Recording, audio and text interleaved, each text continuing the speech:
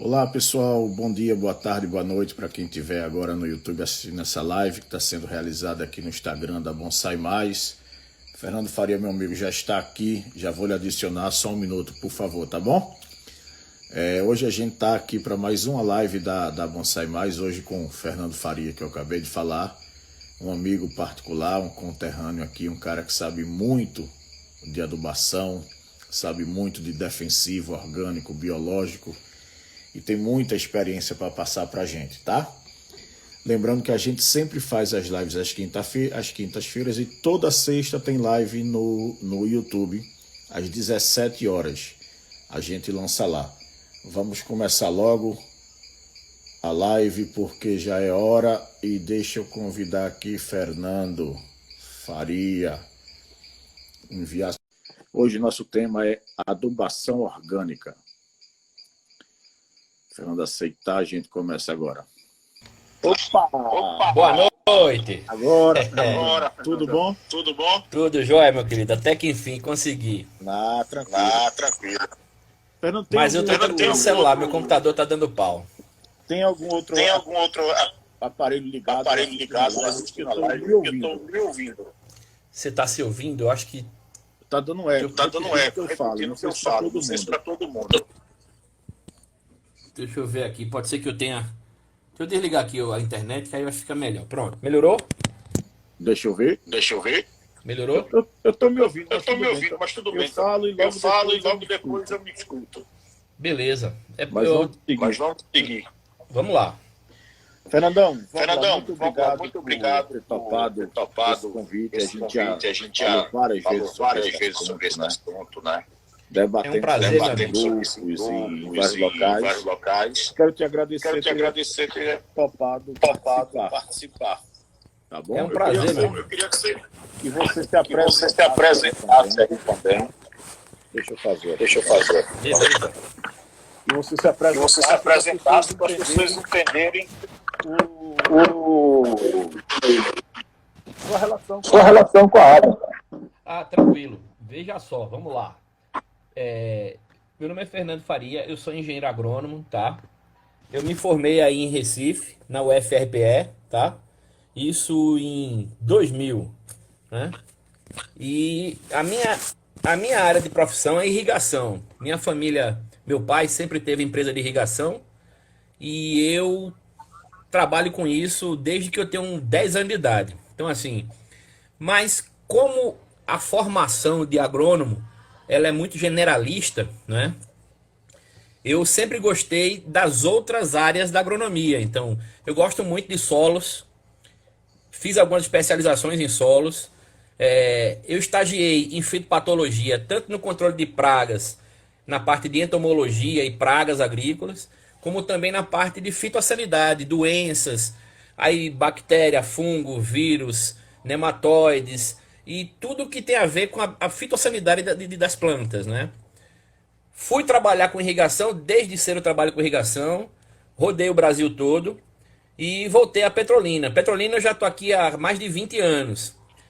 Petrolina é um polo agrícola gigantesco, tem tecnologias sendo desenvolvidas aqui que não deixam a desejar em nada que tem na Europa, na África e na Ásia em termos de tecnologia para agricultura, né? Exporta fruta para o mundo todo. Isso, Petrolina é o maior exportador de frutas de mesa do Brasil, porque nós temos aí uva, manga e outras que são exportadas aqui tanto via marítima saindo dos portos do Nordeste ou aéreo saindo daqui do aeroporto de Petrolina. Então, como a nossa área de fruticultura ela é gigante, nós temos aqui algo em torno de 13 mil hectares de uva, uns 20 a 30 mil hectares de manga. Isso aí não é atualizado porque isso cresce. Por exemplo, de clientes novos que eu implantei irrigação de 12 meses para cá, eu já passo de 200 hectares de uva de áreas novas. E aí entra festa de irrigação também. Tudo. Quando eu faço um projeto, eu faço um projeto. Faz adubação nesse processo. Isso, eu faço o projeto da adubação baseado em análise de solo, baseado no ciclo da cultura, as estimativas ou perspectivas de produtividade por hectare. E aí a gente estima o que vai ser aplicado via água de irrigação, quer seja químico, quer seja orgânico, quer seja biológico. Inserido na nutrição, nós temos também que não anda dissociado a parte fitossanitária, né? Aqui tem muita coisa que acontece, por exemplo, é até uma discussão nossa, que entram pragas e doenças novas, a cada ciclo novo, a cada ano tem uma novidade que é um problema fitossanitário que a gente tem que achar o controle, né? Hoje nós estamos na uva com um problema chamado podridão da videira, que nada mais é do que um fungo que é o mesmo que causa antracnose. E nós estamos tentando combater ele ou quimicamente ou biologicamente. Quimicamente é complicado porque não existe nenhum produto registrado para a cultura da uva com essa doença. E biologicamente nós estamos fazendo todo tipo de testes. Bactérias, e aí nós temos umas 3 cepas subtilis, amiloliquefaces e outra para sendo testadas no controle. E agora leveduras. Leveduras é uma outra possibilidade. Mas assim, tudo é novo porque não se tinha nada sobre essa doença passada. Então assim, todo ciclo tem uma coisa diferente, tem uma novidade, tem um produto novo que chega, tem uma fonte de nutriente nova, tem um conceito de adubação diferenciado. E aí a gente vem fazendo trabalho constante. A parte biológica hoje é uma verdade. Eu falo sempre que a adubação orgânica aliada à biológica, porque uma coisa não anda longe da outra. Você hoje não tem mais volta, né? Vamos entrar nesse papo, Fernando. Vamos embora. Vamos lá, veja só, porque a gente... bacana você apresentou um pouco da sua trajetória profissional e o local que você está, ou seja, é ponto exportador para o mundo todo, o maior produtor de várias frutas do Brasil. Ou seja, é alguém que tem conhecimento e embasamento para poder falar o que a gente vai falar hoje. Né? Com certeza, estou à disposição. Então, meu amigo, vamos devagarzinho, assunto por assunto. Eu queria começar aqui com você. Uma pergunta mais simples. E lembrando, Fernando, eu sempre busco que a gente traga um conteúdo acessível para qualquer pessoa, iniciante ou não. Mas que a gente consiga abranger o maior número de pessoas, o que é bacana, todo mundo ter essas informações. Com certeza. Então vamos lá, Fernando, qual a diferença principal e básica entre a adubo químico e adubo orgânico? Olha, no conceito de adubação e nutrição de plantas, isso da década de 50, né, quando teve a Revolução Verde, naquele momento foram criados os adjuntos da agricultura, os nutrientes fornecidos para fazer adubação. E a Revolução Industrial naquela época, tecnologias novas de extração de materiais, de nutrientes, de rochas e processos químicos para se extrair o nutriente. O primeiro deles foi a ureia, né? A ureia é um dos que tem a tecnologia da refinaria de petróleo, que se extraiu a molécula da amônia e dela foi se fazendo a trabalho químico até chegar na molécula da ureia, né? Esse é o primeiro fonte de nitrogênio. É uma fonte de nitrogênio que foi usada muito, mas muito intensamente, né? E trouxe os benefícios e, consequentemente, trouxe as consequências danosas, tanto ao cultivo no geral, quanto ao meio ambiente, né? E aliado a isso vieram extrações de outros nutrientes, por exemplo, cloreto de potássio, sulfato de magnésio, sulfato de zinco, sulfato de cobre e todos os outros nutrientes, nitrato de cálcio e sulfato de amônio, todos eles são moléculas químicas. Por quê? Porque em um momento da etapa de produção foi-se utilizado um processo químico. Por exemplo, se usam ácidos para extrair o fósforo das rochas. Por isso que é super fosfato simples, né? Você tem hoje uma outra fonte de extração de nutrientes de fósforo é o MAP, né? O MAP monoamônico e tem um diamônico DAP. Então isso tudo são processos químicos que levam um produto final que é o nutriente. Isso não quer dizer que esse nome, sulfato de magnésio, sulfato de cobre, cloreto de potássio, esses sejam especificamente químicos. O Ministério da Agricultura já tem uma tabela de fertilizantes com registro para agricultura orgânica, que são exatamente os mesmos. Existe o sulfato de magnésio, sulfato de potássio orgânico. Quer dizer o quê? Ele não leva... Resumidamente, adubo químico são adubos que no seu processo de fabricação tem algum tipo de processamento químico. Geralmente com uso de ácidos. Para extração desse nutriente da rocha. Isso. E o adubo orgânico é de origem natural. De composição de algum ser vivo. Por exemplo, quando você extrai o nutriente, o que é o fósforo? O fósforo é o P2O5. O cloreto de potássio é o KCl. E para se dar, às vezes, estabilidade nele, na forma pura, você precisa agregar ele a alguma outra molécula química que confira estabilidade ao produto final. E aí você já começa a agregar outras substâncias químicas, né, para que ele fique em sacos, em prateleiras, se armazene e você possa ter ele armazenado por muito tempo. Então, tudo que você agrega, o que você soma, o que você produz, utilizando algum ácido, algum radical químico que você compunha na fabricação do elemento, ele vai caracterizar como produto químico. Mas, por exemplo, quando você extrai o pó da rocha, rica em fósforo, você pode ter esse processo de extração apenas físico. Você tem uma rocha que, por análise química, você sabe que ela tem de mais de 30%, 40% do P2O5, por exemplo. Você vai triturando até chegar num pó. E esse pó, ele é oriundo de uma rocha fosfatada, ele é rico em fósforo. E aí você tem, por exemplo, o MB4, que é um pó de rocha rico em fósforo, né? E você vai tendo processos de fabricação de fertilizantes sem utilização do processo químico, e eles são exatamente o mesmo composto, mas ele é orgânico. Então, o Ministério da Agricultura tem uma tabela de produtos orgânicos, você comparar os nomes, a nomenclatura é a mesma, só que o processo de fabricação para chegar até o produto final, ele não é químico. Ou seja, apesar de ser de origem mineral, não ser de uma natureza orgânica, ele é de uma rocha, ele ainda assim é considerado orgânico. Porque o processo de fabricação, você não introduz nenhum processo químico, nenhuma extração ácida, nenhum tipo de outro, adição de algum elemento químico para dar estabilidade. E aí você tem, ou adição a outra molécula, porque, por exemplo, a planta ela absorve apenas o que tem carga elétrica, né?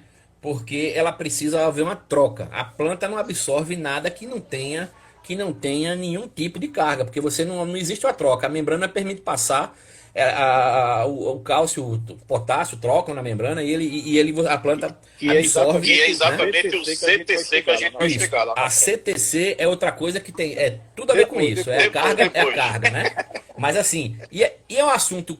Se a gente for falar aqui, dá mais de 10 horas só de CTC. Mas é uma coisa simples de entender, né? Então, assim, o elemento precisa, às vezes, fazer uma reação com outro produto que gera uma carga. E aí o pessoal quer agregar, por exemplo, existem hoje substâncias que se prendem ao solo. E o solo, geralmente solos que tem muito cálcio e magnésio, o fósforo ele é absorvido com muita força. Como é que você aplica o fósforo, que é um produto naturalmente pouco móvel, para que ele possa continuar, mesmo pouco móvel, disponível à planta, você agrega a ele alguma coisa que segure ele na solução, em vez de ficar preso no solo. Então são os quelatos, você prende a molécula, o fósforo é uma molécula química que evita que ele fique absorvido no solo. Então isso é uma adição de mais um produto químico, entendeu? Então assim, você nas fontes naturais, você tem que entender que o comportamento do nutriente no solo, ele é pouco lento, por exemplo, pouco móvel, por exemplo, como cálcio e fósforo. Então você tem que entender que a fonte orgânica, ela é isso aí. Você tem que dar o tempo para que o produto seja absorvido, que os micro-organismos trabalhem aquele adubo, que a planta absorva os metabólitos e que ele fique disponível. Já a fonte química não, ela é prontamente disponível. Ela vai na solução da água e vai embora. Então assim, por quê? Porque eu tenho um trabalho justamente com alguma adição de algum ácido, algum elemento químico, ou de algum outro quelatizante, ou favorecendo as cargas deles, cargas elétricas, para que ele seja absorvido. Então assim, o orgânico não, ele é natural, ele vai estar ali e o processo natural de decomposição dos micro-organismos, a absorção da planta, natural dele, vai ter um tempo até que ele fique 100% disponível. Por exemplo, ele dá um exemplo. A manga, a gente hoje faz uma adubação de fósforo, a gente corrige na realidade o fósforo no solo. Solos com aproximadamente 40, 50% de 50 ppm de fósforo no solo é o suficiente para tudo produzir. Então a adição do fósforo não quer dizer que a planta vai produzir mais, mas a falta dele ela não produz. Então assim, se você faz a adição de fósforo natural, a planta só vai ter esse fósforo disponível em 4, 5 meses. Quando você aplica o MAP, por exemplo, que é a fonte de fósforo química, ela está imediatamente disponível. A planta absorve na hora que aplica. Entendeu? E aí é importante os adubos químicos se usar principalmente para quem está começando, de liberação lenta. No nosso caso... Que você bota os pacotes, por exemplo, o mais famoso, aquele granulado NPK. O cara jogou ali, molhou, isso. o nitrogênio na hora de solvida e vai embora. Para nós que trabalhamos em pote, substrato reduzido, e por mais que a gente tente, a gente não consegue trazer uma identidade, não fica igual ao que é o solo, a gente vai aproximar de características físicas, a gente precisa que o fertilizante fique por mais tempo liberando percentuais pequenos todo dia para a planta absorver a cada vez que a gente molha, né? Então é importante que os nossos fertilizantes sejam assim, na grande maioria de liberação lenta. Mas nós temos que fazer uma utilização de fertilizantes de fonte mineral, ou fonte química, ou fonte orgânica. É uma mistura. Você tem, em função da idade, do momento da planta, da fenologia da planta e do clima, uns nutrientes que ela vai absorver mais do que outros, né? Recentemente, eu conversando com o Nando, nosso amigo Nando, ele querendo fazer o IP florar. Eu disse, Nando, tudo tá aí.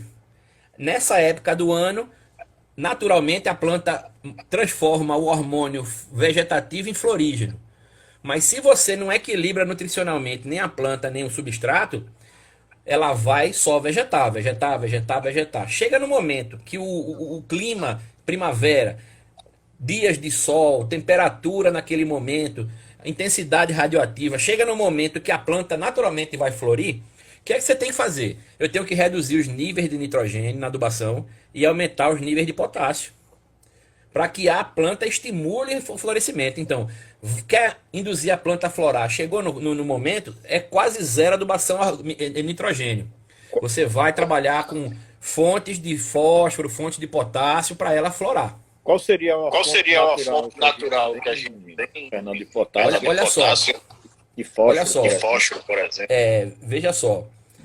Fonte de fósforo, nós temos duas excelentes, tá? Você tem a farinha de osso, que é uma fonte riquíssima em fósforo, fácil de encontrar, todo mundo encontra isso. Todo mundo encontra farinha de osso. Viu, propaganda perfeito.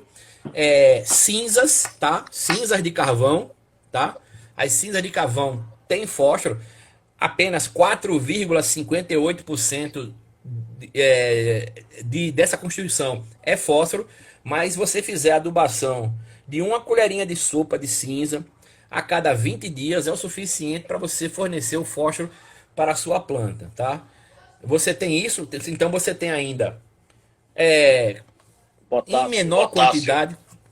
Por fonte de potássio você pode utilizar as fontes naturais. Você tem aí os vegetais, né?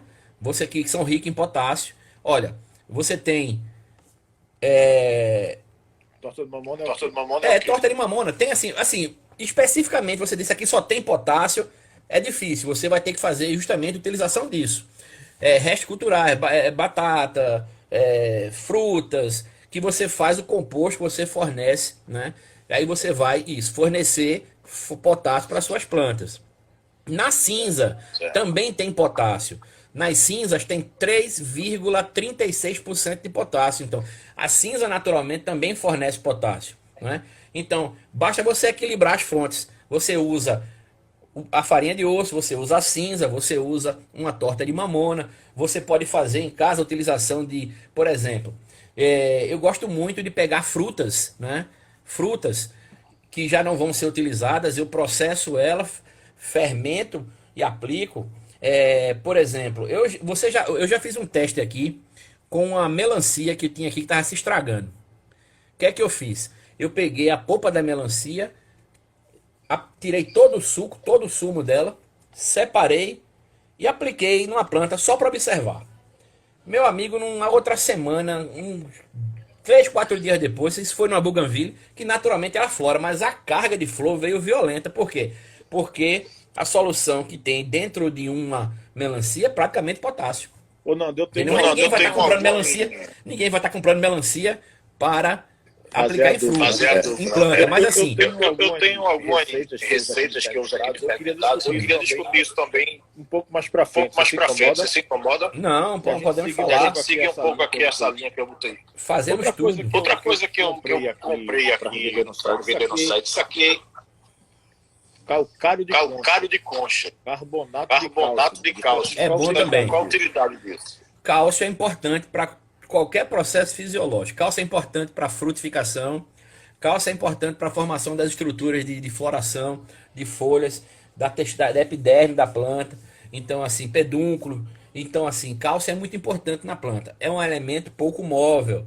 Então, você tem que trabalhar com ele. O que é que você diz? Pouco móvel? Veja só, o que significa mobilidade do nutriente. Existem nutrientes que se movimentam no solo no fluxo da água.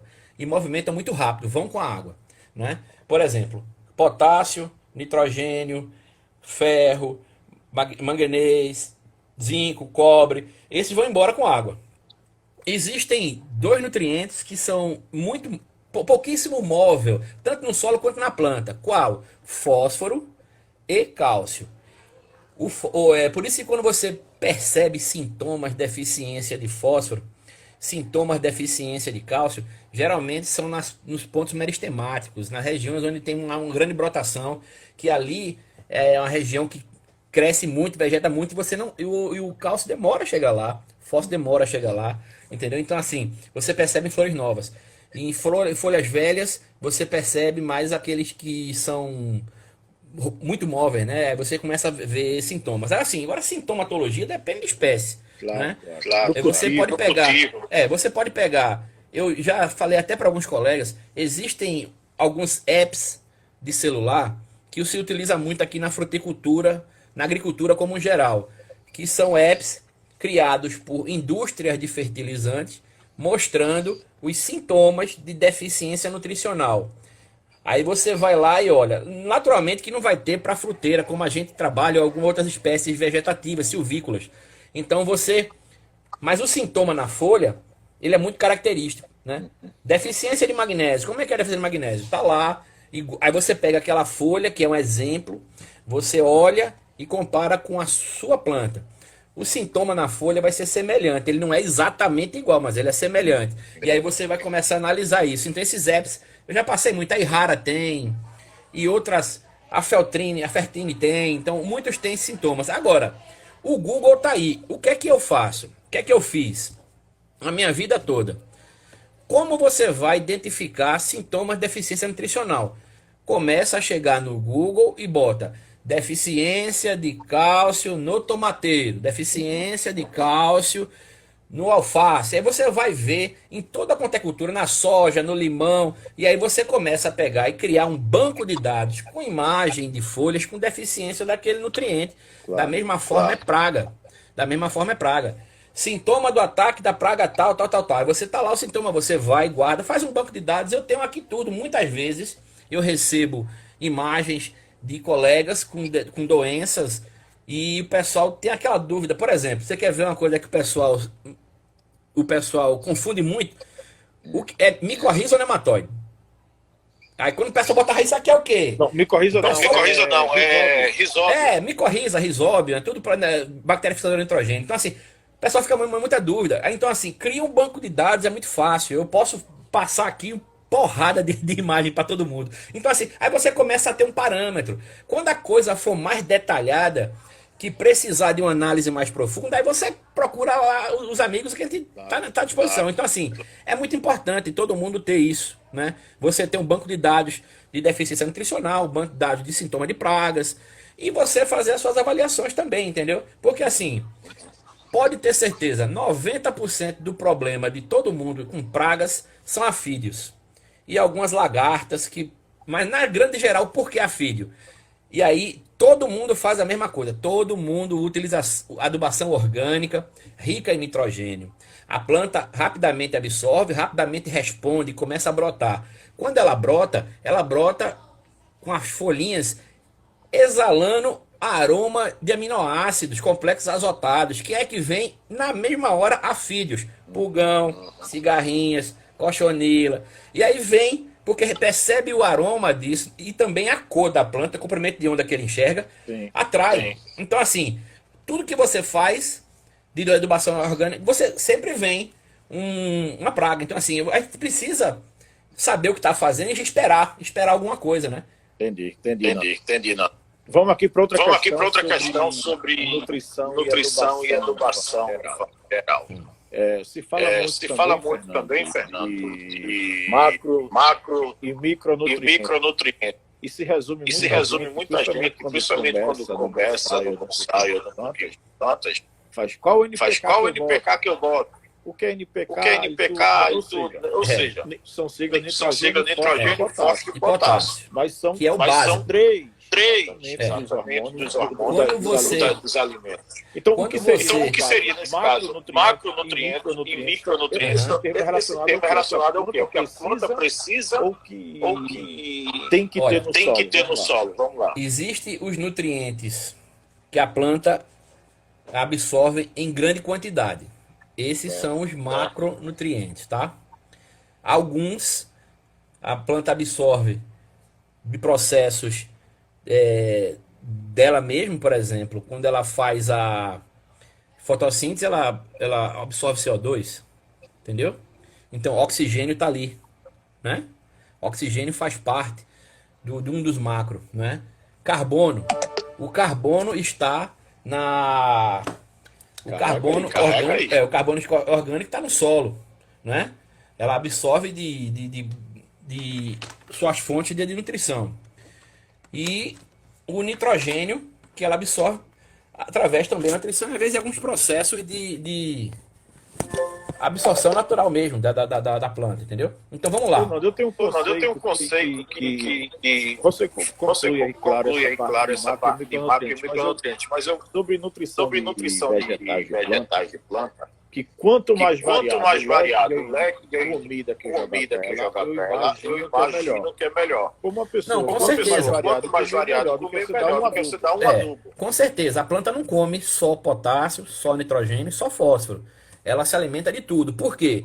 Porque todo nutriente tem um processo importante na produção de um aminoácido, em um processo metabólico, em um momento na formação da estrutura da planta. É um elemento estrutural, faz parte da parede celular, faz parte da membrana celular, entendeu? Faz parte da molécula da fotossíntese, né? Por que o ferro é muito importante?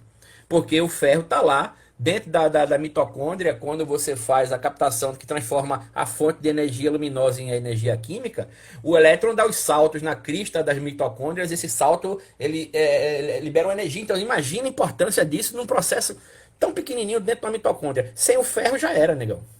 Sem o elétron do ferro. Então, você imaginou? Então tudo é importante. As proporções que você vai aplicar é que é o ideal, é você conhecer. É difícil você saber disso quando você trabalha com coisas tão pequenininhas como os seus micronutrientes. Mas vamos lá, o que são macro e micro? É nada mais nada menos os fertilizantes que a planta absorve em ordem decrescente em termos de quantidade. Dentro dos macro e micronutrientes, aí nós temos nitrogênio, fósforo, potássio, enxofre, cálcio, magnésio, se eu não me engano, magnésio, acho que manganês também. Manganês acho que já é micro. Aí vamos lá, micro. Aqueles que são absorvidos em quantidades mínimas, pequenininhas. Pra você ter ideia, sabe quantos por cento de boro a gente aplica num hectare de banana no ciclo, em 12 meses? Eu trabalho numa proporção de 5 quilos em um hectare. Em um hectare de banana, nos espaçamentos convencionais, nós temos 2.600 plantas num hectare. Eu só dou 5 quilos de boro em um ano no ciclo. Eu dou 15 quilos de zinco em um ano. 15 quilos para 2.600 plantas. Veja a quantidade que isso representa gramas por planta. É insignificante. Então, quer dizer o quê? São aqueles nutrientes que são absorvidos em pequenas quantidades, mas não deixam de ser importantes quanto os macros. Eles fazem parte de processos químicos, metabólicos, fisiológicos da planta, ao nível de que faltou algum micronutriente, algum processo da planta fisiológico não vai ser completado. Entendeu? Então, assim. Mas nesse caso, você forneceu pouco. Se você fornecesse mais, ela absorveria mais? Não, Ou aí é que ela tá. absorve pouco? Os micronutrientes, eles têm um efeito que é o seguinte, que são chamados de provocar toxidez. Quando você aplica em excesso qualquer micronutriente, e aí é o problema, que as quantidades são tão insignificantes, imagina, numa área, hectare, falando em solo, eu aplico 5 quilos. Se eu dividir 5 quilos por 2.600 plantas, quantas gramas por plantação? Agora, você imagina, se você aplicar um pouquinho a mais, você causa um problema, entendeu? Então, assim, agora vamos trazer para a nossa situação, um vaso de bonsai, que talvez tenha 2 quilos de solo. Quantos por cento de ferro, por exemplo, eu tenho que dar? Ou boro ou zinco? Rapaz, é uma quantidade, mas tão insignificante, que aí eu recomendo a todos que façam adubação foliar, porque você não vai ter como calcular isso e jogar no solo, no substrato é muito pouco. Ou você compra um produto que já venha em sua constituição os micronutrientes na proporção já calculada para a dose que ele recomenda, entendeu? Eu geralmente faço a aplicação de micronutrientes pulverizado nas folhas, porque aí eu faço uma aplicação, talvez 2 aplicações no máximo no ano. E aí eu supri a necessidade de micronutrientes das plantas. Agora, adubos orgânicos têm micronutrientes, cinzas de carvão tem uma pequena quantidade, mas tem. O pó do carvão tem. Esses adubos que nós trabalhamos, bocache, todo adubo orgânico, resto de cultura, composto orgânico, tudo tem micronutrientes. E aí você vai fazendo adubação orgânica regrada, toda semana, ou mensalmente, ou a cada 15 dias, dependendo da sua fonte, e você começa a suprir a planta dos seus micronutrientes. Logicamente que um sintoma ou outro que você perceber de nutriente que apareceu, por exemplo, ferro, sintoma de falta de ferro, você vai e faz uma aplicação pulverizada de uma fonte de ferro. Aí receitas. Existem os produtos comerciais, existem aqueles que você faz em casa, chá de prego. Pega uma quantidade de prego, bota numa bacia d'água, no vidro, num pote, deixa passar 2, 3 dias, dilua aquela água para 1 litro e pulverize. Você tem aí uma fonte de ferro. É o óxido de ferro. Primavera, por exemplo. É o óxido de ferro, entendeu? Você pode aplicar. E aí com isso você vai fazendo a complementação. Tá. Existem umas plantas. Oi? Conclua. Não, pode falar. Você falou que os micronutrientes podem trazer toxicidade. Isso. Quando aplica mais do que não trazem isso? Qual? Os macros, como os macronutrientes, eles são absorvidos em quantidades maiores e geralmente são sais, eles também trazem isso, mas eles trazem um problema maior que termina sendo o que mais causa dano às plantas que não seja a fitotoxidez, que no caso é o aumento da salinidade do solo, do substrato, né? Por exemplo, se a gente usa nitrogênio, a quantidade de amônia, se for uma fonte orgânica que você não curtiu, que você não jogou água, que ela não eliminou o excesso de amônia, você tem muita amônia, você vai queimar as plantas, né? Você vai fazer um processo onde você vai mexer no pH do solo e a planta não consegue absorver nem água nem nutriente, ela queima literalmente. Quando você aplica muito cloreto de potássio mexe na salinidade do solo, do substrato ou da água de irrigação. E aí você, aumentando a condutividade elétrica, você aumenta na planta um fenômeno chamado pressão osmótica. Eu aumento a pressão osmótica do substrato, da solução naquele momento, e ao invés da planta absorver, ela perde. Vai desidratar. Existem plantas que são especialistas em algumas situações. Por exemplo, a acerola. A acerola é uma das plantas que eu já observei conseguir absorver água e nutriente em solo salino. Por quê? Porque existe um aminoácido chamado de prolina, que as plantas em estresse produzem muito, a acerola ela produz muito isso, que são um aminoácido com peso molecular muito grande. Ela transloca esse aminoácido para a zona radicular, aumenta o potencial osmótico da raiz e consegue extrair água e nutrientes em condições onde uma planta normal não iria de maneira nenhuma. Então, assim, existem plantas um pouquinho mais especialistas do que a outra, né? Mas esses processos, todas elas têm. Elas trabalham com isso, elas conseguem mandar substâncias para a zona radicular, baixando, aumentando o potencial osmótico e conseguindo retirar solução do solo a condutividades elétricas um pouquinho maior do que o tolerável para a cultura. Logicamente que tem um limite. Se eu jogar sal demais e eu botar a condutividade do solo para 3 decisiemens, um abraço, você vai matar a planta. Então, assim, esse é o grande mal da adubação química. É porque a adubação química, ela interfere em dois parâmetros químicos do solo, pH e condutividade elétrica, pH e quantidade de sal no substrato. E quando você submete uma planta ou qualquer ser vivo a um excesso de sal, ou um solo alcalino demais ou ácido demais, o ambiente tornou-se inóspito para qualquer vida, a planta, um micro-organismo, uma bactéria, um fungo, então você matou tudo. Então, o equilíbrio desses parâmetros químicos do solo, você que não tem um conhecimento, você pode matar a sua planta. Então, assim, o adubo químico mata tudo, mata. Se você jogar errado, mata. Eu vou lhe ser sincero. Você já viu o nosso mestre Lula adubando as plantas dele com osmocote? Muito osmocote. Você já viu a quantidade que ele bota? E o osmobode. Isso. Então, assim, eu uso adubo químico. Uso. Não vou dizer que eu não uso, não. Eu uso. Eu comprei aqui 4 sacos de osmocote de 15 quilos. Tá aqui.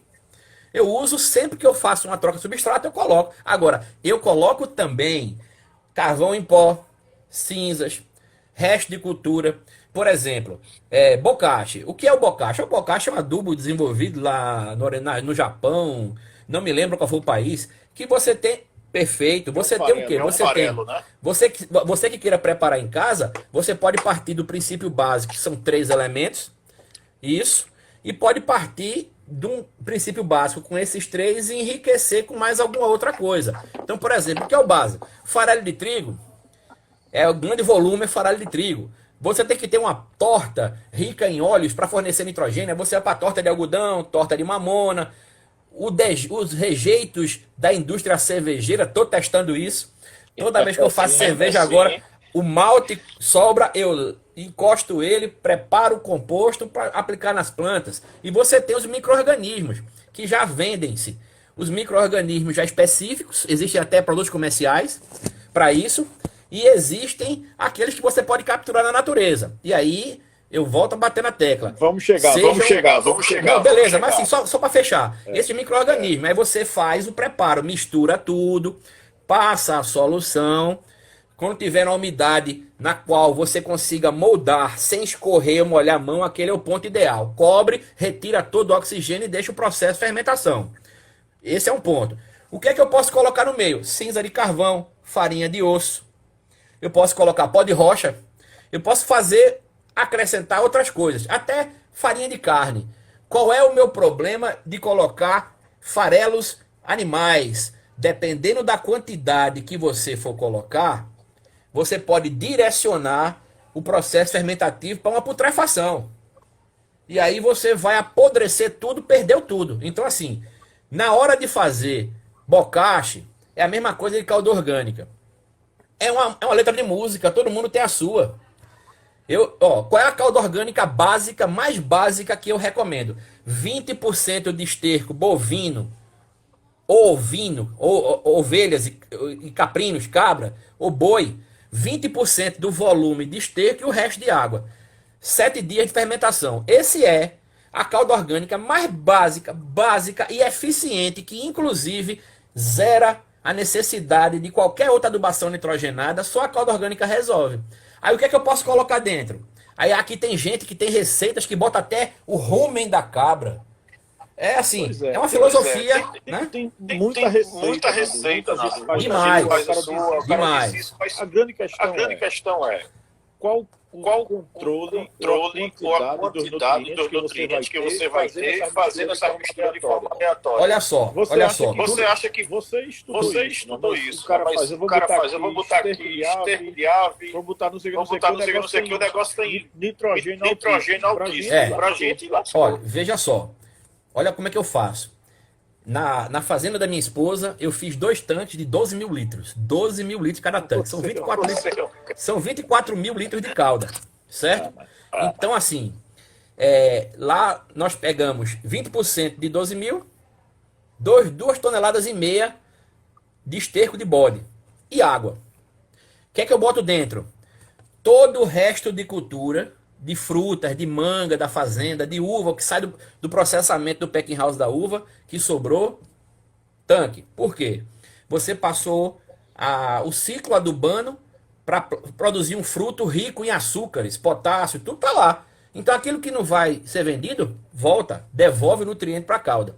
Agora, quantos por cento exatamente você vai ter que analisar. É impossível você dizer. Por exemplo, se você for usar esterco de bode, é importante observar da onde você comprou esterco de bode. Porque o bode lambe o sal que aflora no solo, na pedra. E muito dos nossos sais aqui tem sódio. Então a calda orgânica baseada com esterco de bode, eu tenho que adicionar, para cada 1000 litros, eu tenho que adicionar mais ou menos 500 gramas a 2,5 kg de gesso agrícola.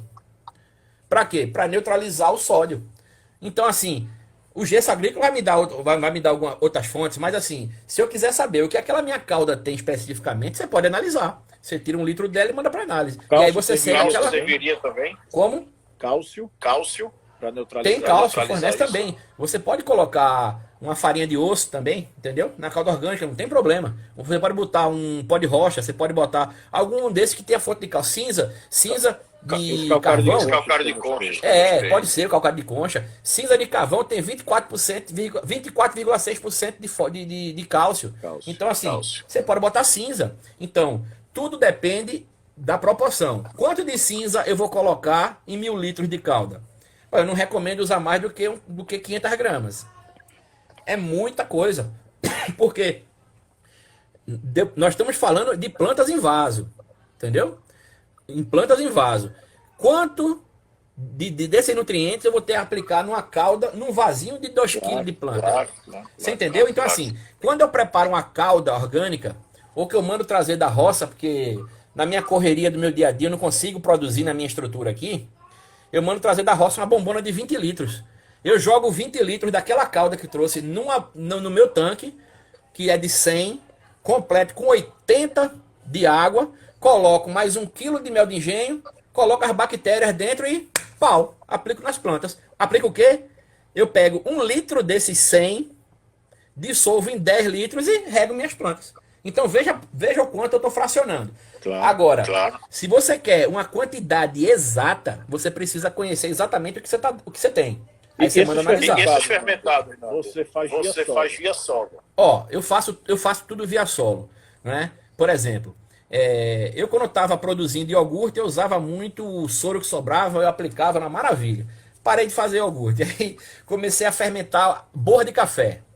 Eu tenho aqui muita borra de café, que eu tomo um café, gosto demais. Aí eu vou, termino o pó, eu guardo. Junto 3, 4, 5 quilos de pó de café, coloco na bombona de 20 litros com água e deixo 7 dias fermentando, não é? O café, naturalmente, ele é ácido. Aquilo é ácido. Eu preciso quebrar essa acidez. O que é que eu coloco? Um pouquinho de cinza de carvão. E aí eu quebrei um pouquinho da acidez dele. E aplico aqui. Eu aplico quanto? Daqueles 20 litros. Eu pego 1 litro e dissolvo de para 10 e aplico na planta. O resultado é excelente, 10%, entendeu? 10%. Quando eu faço um fermentado de frutas, por exemplo, eu já fiz muito aqui. Toda fruta que ia se acabando aqui, eu cortava na bombona. Depois eu tirei tudo, o que era fibra, eu voltei para o composto, o que era líquido, eu diluía 1 para 10 e aplicava nas minhas plantas. Que quantidades eu estava aplicando, eu não sabia calcular, porque eu não medi o resultado final. Imagina, de todo fermentado, de tudo que você preparar, você fazer uma análise de laboratório. Eu falei no Então, início, assim, Nando, quando estava caindo, e a gente, você tocou nesse assunto, a gente vai antecipar aqui. Eu faço alguns fermentados, eu uso a base do adubação Taigo, como bocache farelado, e adubação líquida com o ferte-peixe, perfeito. foliar e solo e o titânio que você conhece. E ainda assim, eu faço esses fermentados que eu vi no Rock Júnior, que é exatamente o que você comentou. Maravilha. Casca de banana. Isso, importante fazer. Bota na garrafa PET. Um quarto dela para um terço no máximo. Água, deixa fermentar. Fubá, aquele coisa de cuscuz, aquela farinha de milho. Garrafa, mesma coisa, deixa fermentar. Café, cerveja velha. Cerveja velha. Ração de peixe. Olha só, gente. Casca de abacaxi. Isso. Ó, tudo, exatamente tudo que você for de fonte orgânica é nutriente para a planta. Tudo, exatamente tudo. Agora, o que a gente precisa entender é o seguinte: a planta não come casca de vegetal, a planta não come pedaços de carvão, a planta não come resto de fruta, a planta não come isso. A planta come o quê? O nutriente na forma de matéria orgânica livre, coloidal. Toda matéria orgânica precisa ser processada ao ponto que ela chega em partículas pequenininhas que a biologia do solo, do substrato, trabalha a matéria orgânica. E aí os metabólitos dela estarão disponíveis à planta, tá certo? Imagina só. Fernando, eu gosto de botar resto de vegetais na minha planta. Beleza, maravilha. Até que um dia ele venha se decompor e ficar disponível, você já trocou o substrato para trocar a raiz da planta.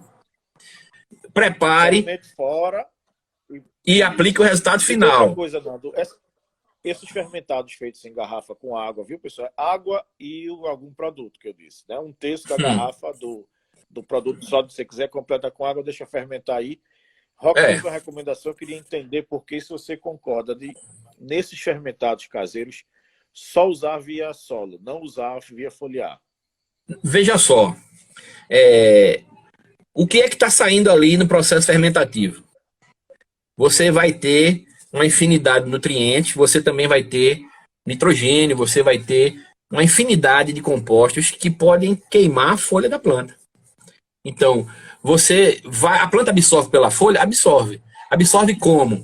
Algumas partículas, uma cargazinha química, coisa muito pequenininha, você não absorve tudo que está ali. E você pode queimar a planta, entendeu?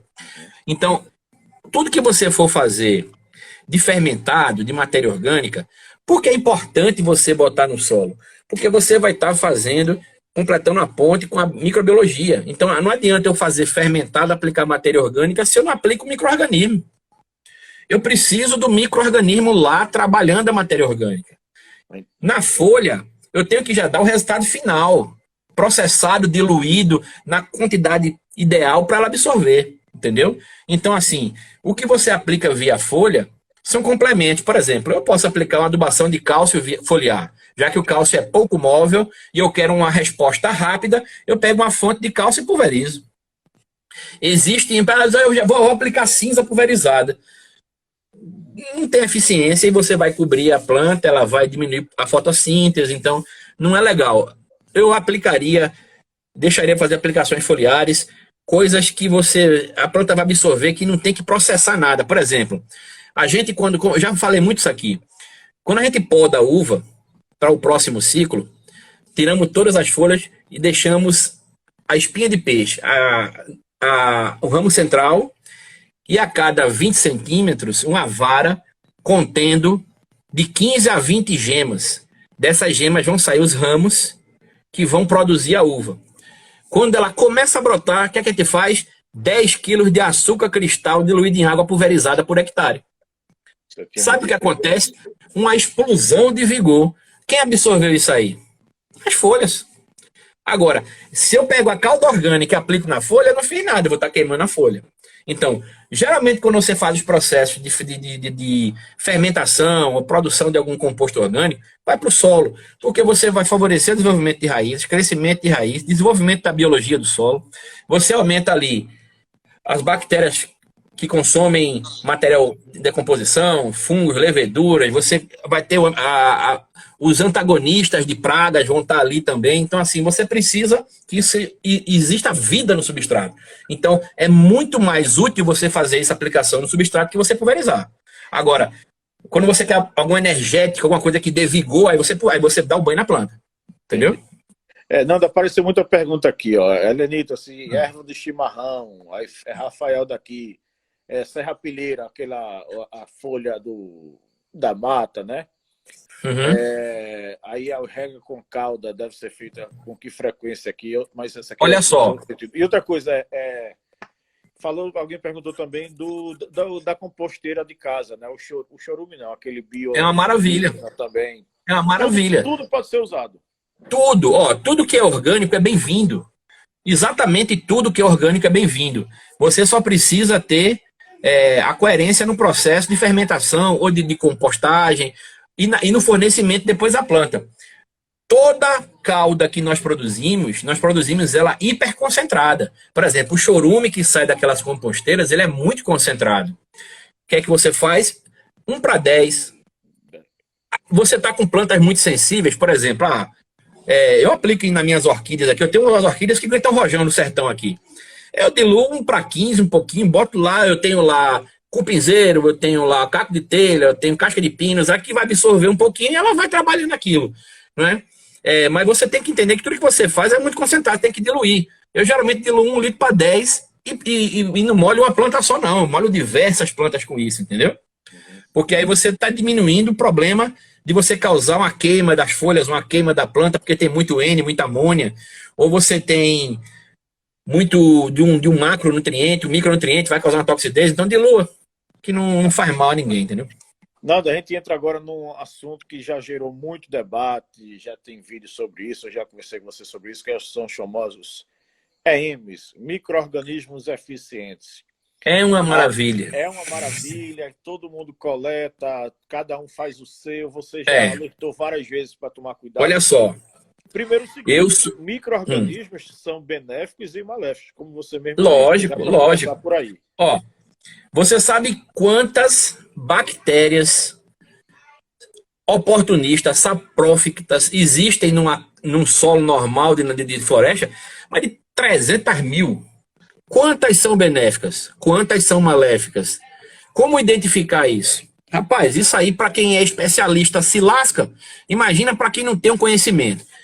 Eu volto a dizer, precisamos fazer adubação biológica, precisamos usar micro-organismos, precisamos usar EM, dê o nome que quiser dar. Para mim, EM é micro-organismo eficaz ou eficiente. Ele nada mais é do que a biologia do solo trabalhando em parceria com a planta, a palavra parceria, em simbiose, o que seja, entendeu? É importante. Agora, o problema que eu vejo são pessoas empolgadas, apaixonadas, que viram a live, massa, entenderam como conseguiram entender e correram para o mato para fazer. Então, assim, pode fazer, façam, mas tenham conhecimento. Por exemplo, esse fungo que entrou aqui hoje, ele entrou como? Eu tenho aqui, e é um fungo normal. Glomerella cingular, antracnose. Ele entrou como aqui? Então, assim, como é que você pode saber o que você está colocando na sua planta? O fungo azul, o bolô é verde, o bolô é roxo, o bolô é preto. Eu acho que o principal problema que você fala, Fernando, é que todos os vídeos que explicam isso, inclusive vídeos de órgãos ligados a meio ambiente, acho que CEPAGRE, algumas coisas, tem alguns desses órgãos mostram como fazer, que é a receita básica. Mostra. Bota no arroz, joga na mata e seleciona. Mostra. Porque, veja só, você ali tem um percentual. Se até esses órgãos recomendam. Porque, assim, vamos lá. Você vai coletar micro-organismos que vão trazer benefícios para as plantas, tá? Mas você pode coletar um que não seja. Por exemplo, tem gente que bota o bambu, o arroz e ali está com o ambiente fechado. Eu vou pegar o quê? Os esporos que estão ali de algum fungo, por exemplo, que vão entrar naquela estrutura e vão desenvolver em cima do arroz, que é o meio de cultura. Arroz é meio de cultura. E ali você vai desenvolver. Devido à grande quantidade de vezes que isso já foi feito, o pessoal já sabe o que vem. Aí tem outros que não, eu peguei a serrapilheira, juntei a serrapilheira e a terra e coloquei uma água, coloquei um isso, coloquei um aquilo e coletei um micro-organismo. Meu amigo, você pode ter dado uma topada de arrancar os 5 dedos do pé de uma lapada só. Porque assim... Pela cor, né? Porque imagina só, é o que eu disse antes, eu já estava falando antes. Existem micro-organismos que estão ali decompondo matéria orgânica e sobrevivendo, saprófitas de vida livre. Isso acontece, isso tem de dar com pau. Existem aqueles que são parasitas obrigatórios, eles só vivem dentro do tecido do hospedeiro. Quando tu colheu a serrapilheira, tinha lá matéria resto vegetal de uma planta que tem lá uma bactéria para lascar, que está lá, porque ela é uma... e aí, pode ser. E aí você trouxe ela para dentro do teu substrato. Como é que você vai identificar? Pela cor do bolor? Meu amigo, você sabe... Olha, eu estudei em laboratório de fitopatologia, passei a minha vida em uma câmara de fluxo laminar, analisando micélio de fungo, de doenças em laboratório para identificar as estruturas de multiplicação, se eram conidiósporos, se eram oósporos, que danado seja, para dizer para saber como é que o ciclo etiológico daquela doença. Eu já vi patógeno de bolor verde, patógeno de bolor roxo, patógeno de bolor azul, patógeno de bolor amarelo, bolor marrom, bolor branco, de tudo que é jeito. Seja, e aí, meu amigo, então assim, eu recomendo que façam. E se tem um profissional que faz e diz que ele detalhe para você, ó, isso é assim, você vai pegar isso. Perfeito. Agora, se fizer de todo jeito, como estão fazendo aí, vai dar merda, meu amigo. Vai dar merda porque... Eu tenho muito receio, cara, assim. Eu vivo na região, quer dizer, o viveiro aqui na região tem muita mata perto, né? Onde Fernando Sá foi, você anda ali mais 15 quilômetros para chegar onde eu tô. A estrada fecha. Você mora perto de Rejane? Muito depois. Muito depois? O viveiro, né? O viveiro. Uhum.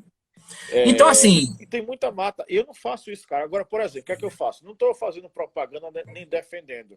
Eu já conversando com o Eduardo Mourão, mais de uma vez, o cara que fez o Thai Gold, o Thai Gold fez laboratório, teste de laboratório para identificar os micro-organismos. Não separou? Se você pergunta a ele qual o micro-organismo que tem aqui nesse potezinho aqui, ele sabe o que tem. Ele sabe exatamente o que tem aqui dentro. Diferente de um cara fazer o adubo em casa e vender. Eu acho isso enorme. Por que eu não coleto? Por que eu não coleto? É a grande diferença da região onde eu estou inserido para um mundo onde nós bonsaístas vivemos. É separado. Eu estou numa região de agricultura de ponta.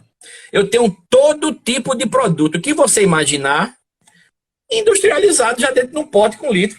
Eu compro 1 litro de um micro-organismo tal, eu sei inclusive qual é a cepa da bactéria que está ali. O cara diz, eu tenho 20 bactérias, e quais as 20? Está na relação. Subtilis, amigo que é fácil, azobacter, nitrobacter, tem tudo. Aí eu vou usar aquilo ali, misturo nas minhas caudas e aplico nas minhas plantas. Eu tenho aqui coisas específicas. Por quê? Porque o controle aqui utiliza uma forma mais profissional, já é um nível lá em cima, é tecnologia de ponta. Quando a gente vem para o mundo do bonsai, essa parte biológica já se trabalha há milênios. Isso não veio com a gente, não foi a gente que criou, nem isso veio de fora, né? Tenho certeza que o Hidaka, nosso mestre lá de cima, ele criou os micro-organismos dele, ele fazia isso lá e fez aqui. Ele criou alguma coisa. Não foi a gente que criou isso, já se trabalha. E aliás, um produtor, um fitotecnista, um agricultor, um viverista consciente, no mínimo, ele vai entender que para que a planta viva tem que fechar o ciclo. Tem que ter a planta, tem que ter o solo, tem que ter a água, tem que ter a vida no solo, a biologia. Quando a pessoa começa a analisar, ela vai entender. É muito importante isso. Ô, Nando, aí levantou assim, que Alan levantou uma história, Bimael complementou. Abraço, Bimael, conterrâneo. Mais um aqui. Show de bola, Mel. Aí Alan perguntou, dá para coletar os EMs, né, os micro-organismos, do próprio Thai Gold, e a Bimael disse, eu coleto do Thai Gold, ou seja, ele pega um bocado que já é controlado, né, industrializado para isso, e vai e coleta. Qual agora, é a fermentação com agora veja só.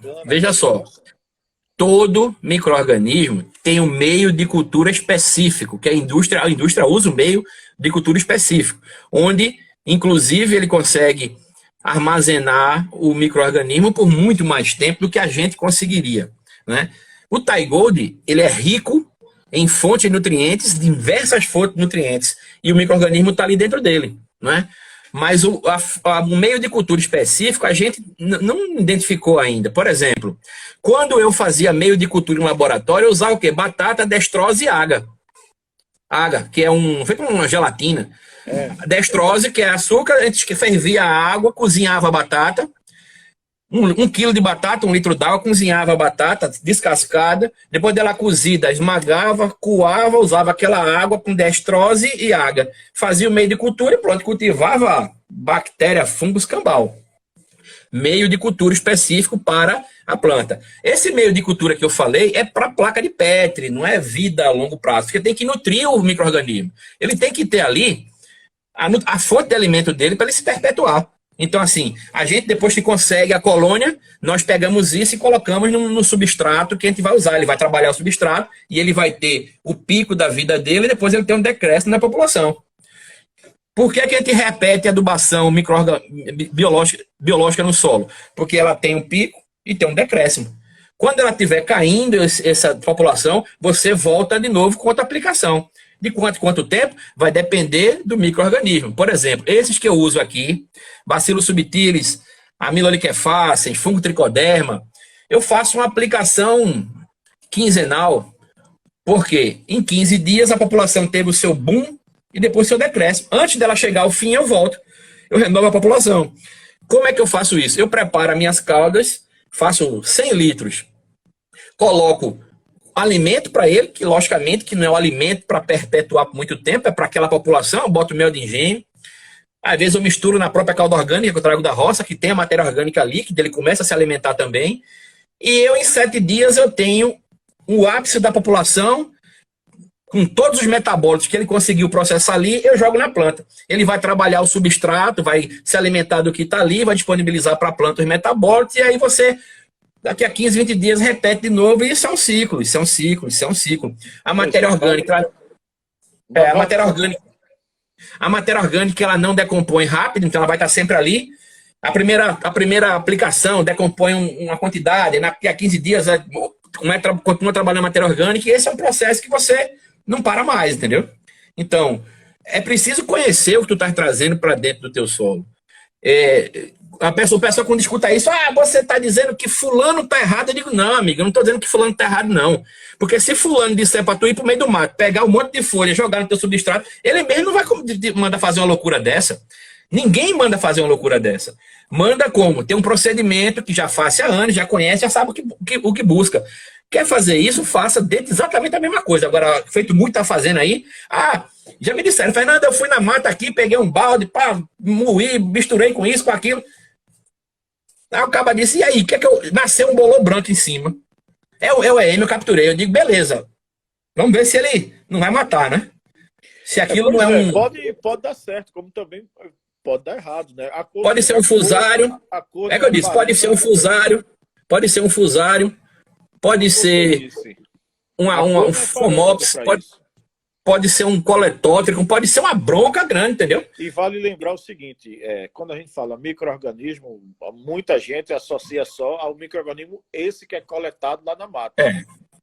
Esses bocaches, esses fermentados caseiros também tem micro-organismo, não é? Também tem. Veja só, olha como eu faço. Orgânica, né? Olha o experimento que a gente faz aqui. Existe naturalmente na folha da cana-de-açúcar uma levedura, certo? A gente, quando moe a cana-de-açúcar, a folha, gera um bagaço. O que é que a gente tem feito aqui com uva para promover enraizamento? E é um espetáculo, é raiz branca todo ciclo, raiz fininha, branquinha, absorvente. Nós cobrimos a superfície do camalhão com este bagaço de folha de cana-de-açúcar, certo? Bagaço da cana-de-açúcar. Colocamos uma solução de EM em cima, 1 quilo de mel de engenho no bocache líquido. E a gente aplica via fertirrigação. 20 litros da solução por hectare. O que tem nessa solução?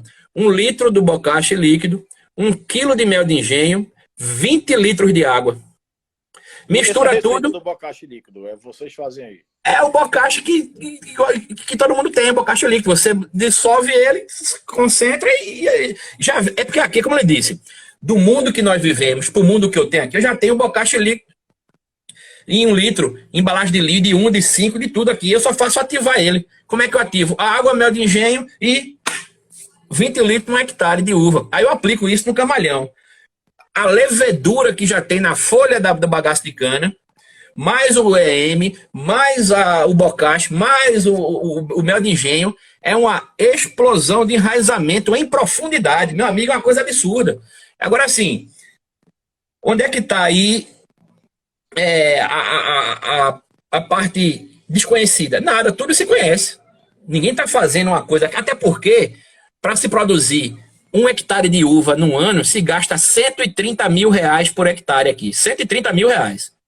Aí tu vai aplicar alguma coisa para tu tomar um prejuízo? Sabe quantos hectares tem uma fazenda aqui? Tem fazenda com 1.000 hectares de uva. A minha esposa tem 30. Então assim, imagina, 30 vezes 100 mil. Eu vou perder por alguma inocência minha aplicar uma coisa totalmente desconhecida? Não. Por isso que o mercado aqui, ele já tem tudo industrializado. Eu não tenho um produto, uma empresa vendendo bocashi líquido, não. Eu tenho mais de 20 indústrias diferentes. Eu tenho mais de 20... Por exemplo, Bacillus subtilis, eu tenho no mínimo uns 10 produtos à base de Bacillus subtilis aqui, uns 10, de indústrias diferentes. Aí um tem a cepa tal, outro tem a cepa não sei o que mais lá, tem cepas específicas para controle biológico, tem cepas específicas para promoção de enraizamento, crescimento radicular, e tem as cepas que se usam misturadas para se fazer tudo, controle biológico, nutrição, recuperação de raiz, entendeu? Então assim... Aqui já é tudo industrializado, com rótulo, com tudo, porque é um mercado disso, entendeu? Uhum. Mas aqui Nando, tudo vamos voltar aqui um pouco mais para a nossa realidade dos bonsais. Vamos lá. Uma coisa que se associa muito, principalmente, na verdade, quando a gente vai fazer transplante, a planta está saudável pra caramba, tá uma maravilha, tá aqui, que é quando você vê lá, tudo branquinho, que são as micorrizas, né? Que é a associação de um fungo... com a raiz que cria lá aqueles pelinhos lá, como são aquelas teiazinhas, e ajuda a planta a absorver mais nutrientes, mais água e nitrogênio. E ela devolve para esse fungo aí esse alimento, né? Achar micorriza no solo quer dizer que seu solo está uma maravilha, perfeita, lindamente adubado e está tudo bonito. Assim, veja só, a existência de vida no solo já diz que ele está legal, né? Que ele tem equilíbrio dos parâmetros químicos, pH e condutividade elétrica. Existe oxigênio, porque tem que respirar tudo, tem que viver, tem que ter um percentual de oxigênio. E ali você começa a dar uma fonte ideal para que a vida se desenvolva. Então, se eu tenho micorrizas no meu solo, eu tenho um substrato que está legal, né? Eu não tenho nada desequilibrado que desfavoreça a vida no substrato. Certo? Agora, é importante a gente saber que tudo é equilíbrio, né? Organismos se controlam. Eles produzem substâncias alelopáticas que esse diminui o crescimento daquele, que diminui o crescimento daquele, e eles todos estão equilibrados. Se você só tem uma coisa, você não consegue desenvolver nem observar mais nenhuma outra, você precisa equilibrar isso. O que vai equilibrar isso? A matéria orgânica. Entendeu? Agora, o nitrogênio, a micorriza, o do risóbio, bradyrhizóbio japônico, ou uma nitrobacter, uma bactéria fixadora de nitrogênio, ele vai fazer o quê? Ele vai processar a matéria orgânica, vai tirar o nitrogênio da atmosfera, que a planta não consegue fazer. No seu metabolismo, ele libera isso processado na forma que a planta absorve. Nitrato, nitrito, entendeu? Ele transforma o nitrogênio na fonte assimilável pela planta. Essa simbiose é importante, mas não é só ela que faz. A matéria orgânica também fornece o nitrogênio. Agora, o que está na natureza, essa simbiose é o perfeito, entendeu? É o que a gente tem que buscar. E é o que eu estou dizendo, não adianta fazer sua adubação orgânica se você não faz biológica. E se você quer ter um resultado mais rápido, você tem que utilizar uma fonte química, talvez. E aí o osmocote, adubo de liberação lenta. E aí em que quantidade? Você tem que ter bom senso, né? Ele tem o quê? 6, 24, 12, 10, 10, 10, 14, 14, 14. Você vai colocar quanto num substrato de 1 quilo? Você bota uma pequena fração, porque você vai complementar com a orgânico. Você vai botar, sei lá, uma xicrinha de café. Eu acho que é muito. Nos vasos que a gente trabalha, eu tenho colocado nos meus vasos de bonsai grande 2 xícaras dessa aqui. Ao redor da planta. Eu boto 2 dessas ao redor. É Lula, você e Lula então, né? Eu coloco com vontade, meu amigo. E boto matéria orgânica à vontade também. Boa. Entendeu? Agora sim. E aí tem uma outra questão sobre adubo químico e orgânico, né? Que muita gente sempre levou isso e leva ainda como uma rivalização, como se não pudesse viver juntos. Você é exemplo disso que usa, muita gente usa. Agora, você já tratou aí, o que mata os micro-organismos não é o adubo químico em si, é a variação do pH do solo, que, inclusive, os parâmetros físicos. Pode mandar, mas vamos lá. Você tem uma adubação orgânica, você bota um osmocote, o que seja, ele para variação de pH, ele é mais ácido, acredito, né? Veja só. Aí o pessoal diz, ele mata alguns micro-organismos, porque vai mudar o pH. E aí quando o cara faz, não, mas minha planta está aqui cheia de micorriza, certo? Mas você tinha lá, pode ser isso, tinha 50 tipos de micro-organismos, você botou lá, mexeu no pH, matou 20. Os outros que sobraram vão colonizar todo o solo, ou seja, não tem espaço vazio. Você ficou com o solo mais pobre, porém completamente tomado com esses micro-organismos. Seria isso também? Veja só, tudo é equilíbrio. Você também não pode colocar demais, tá? Você não pode colocar uma quantidade que você visualmente você vai interferir no pH do solo. Visualmente você vai interferir na condutividade elétrica do solo, entendeu? Você tem que botar uma quantidade pequena e complementar com a parte orgânica para ter vida, para ter equilíbrio, né? Você já viu? Quando a gente vai, qual é a nossa reação quando a gente vai no viveiro de Lula? Fica abismado com as plantas. Pelo amor de Deus, beleza, vida, e ali ele tem micro-organismos. Você já viu quando ele limpa o substrato, a quantidade de micorriza que tem? Muito. E você viu a quantidade de osmocote que ele acha. O osmocote matou a micorriza? Não matou a micorriza. O osmocote não matou a micorriza. Então, assim, tudo é equilíbrio. Aí eu pego um vasinho. Só, pessoal, Lula usa caco de telha com... Torta de terra de cupizeiro. Com terra de cupizeiros aqui, né? Triturada. Isso. Bota osmocote e bota... Esterco de bode. O esterco de bode e ele... Moído. Isso tudo, e moído, fica um pó, e joga. É adubação geral e pronto. O substrato de Lula. Ó, aí eu pego um vasinho desse, que vai dar 400, 300 gramas de substrato. Eu vou colocar meio copo disso aqui de osmocote. Não, né? Eu vou colocar uma quantidade pequenininha, aquele copinhozinho de café plástico na metade dele. Porque eu vou usar a matéria orgânica, entendeu? Eu vou usar um Thai Gold, eu vou usar um bocashi, eu vou usar o composto que você produz em casa, eu vou usar cinza de carvão, vou usar o pó do carvão, eu vou utilizar isso aí. Agora, vamos lá. É preciso entender uma coisa. Dentro do substrato, acontece todo o processo biológico de vida, de decomposição e etc., e existem parâmetros do próprio substrato que são importantíssimos. Você lembra da conversa que a gente teve, que eu estava conversando há um tempo atrás no grupo? Caqueira de tijolo. É o próximo aqui, né? Caqueira de tijolo. Substrato. Isso. Caqueira de tijolo, terra de cupizeiro, osmocote, esterco de bode. Nas minhas espinosas aqui não vão para frente. Se você ver as minhas espinosas que estão na bacia, só com areia grossa e um pouquinho de cinza que eu jogo para nutrir elas, pó de carvão e cinza, rapaz, é outra coisa. As plantas são ramos e ramos e ramos e brotações e brotações e brotações e floram. Botou no vaso com caqueira com isso, ela Eu tenho aqui 4, eu tô vendo, 5 daqui na minha frente estão aqui. Uma na areia, já há 2 anos só na areia, eu vou adubando, aí foi já está um composto orgânico geral. E as outras, caco de telha e casa de cupim, bombando todas elas, sem nenhum tipo de dificuldade. E 2 substratos diferentes. E aí você está aqui, o que está diferenciando para mim? Seu clima e o meu clima. Exatamente. Então, assim, dentro do substrato, os processos biológicos aumentam de fermentação do próprio matéria orgânica que está lá, aumentam a temperatura do solo. Temperatura elevada, mesmo em caqueira de tijolo.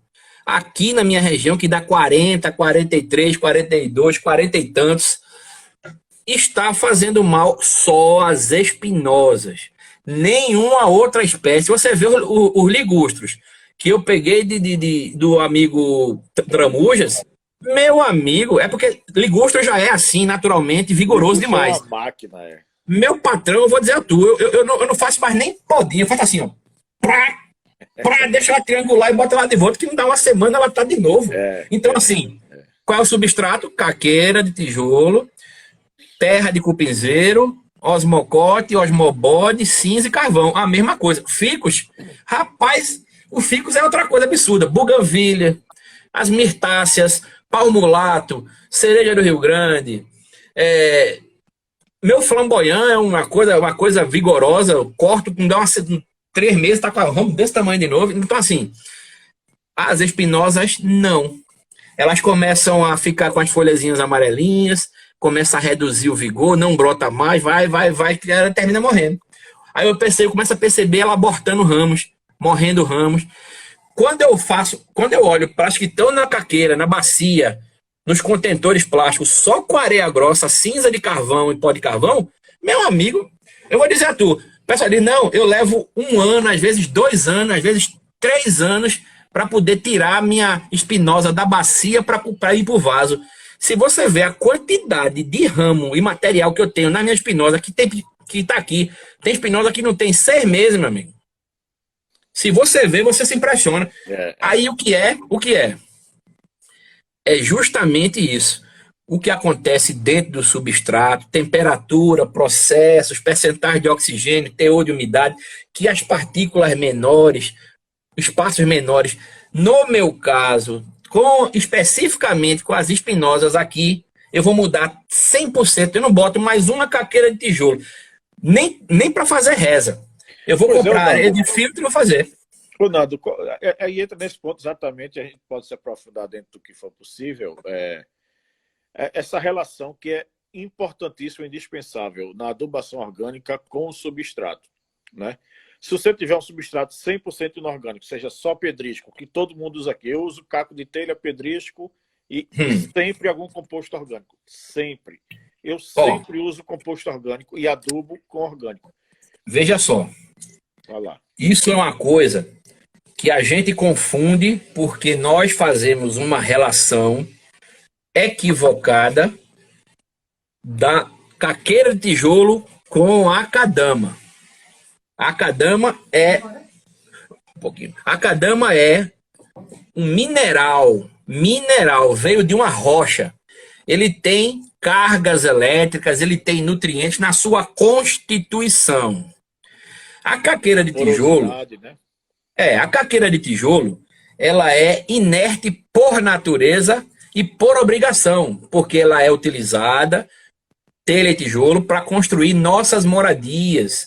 Nós utilizamos a argila mais pobre possível, do tipo de 2:1, que não permita hidratação acentuada e nem permita acúmulo de sais, porque senão no futuro as casas caem.